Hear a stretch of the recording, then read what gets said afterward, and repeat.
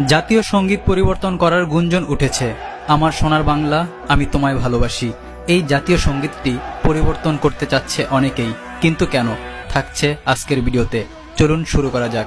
1905 সালে রবীন্দ্রনাথ ঠাকুরের লেখা এই সঙ্গীতটি 1971 সালের দেশ স্বাধীনের পর বাংলাদেশের জাতীয় সঙ্গীত হিসেবে আখ্যা দেওয়া হয়, যেখানে একটিবারও বাংলাদেশ শব্দটা উল্লেখ নেই। শুধু তাই নয়, যিনি লেখক তিনি বাংলাদেশের নয় বরং ভারতের।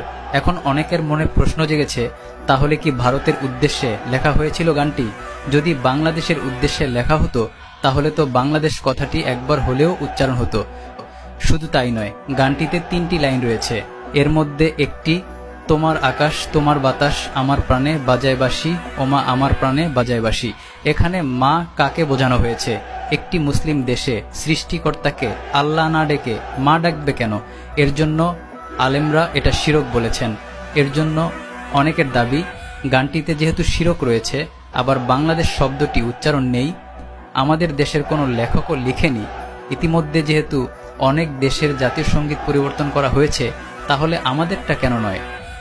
বিপক্ষেও অনেকে বলছে জাতীয় সঙ্গীত কেন পরিবর্তন করতে হবে। এবার আপনি ভেবে দেখুন, মন্তব্যটা করে যান, আপনার মতামত কি জানিয়ে যান।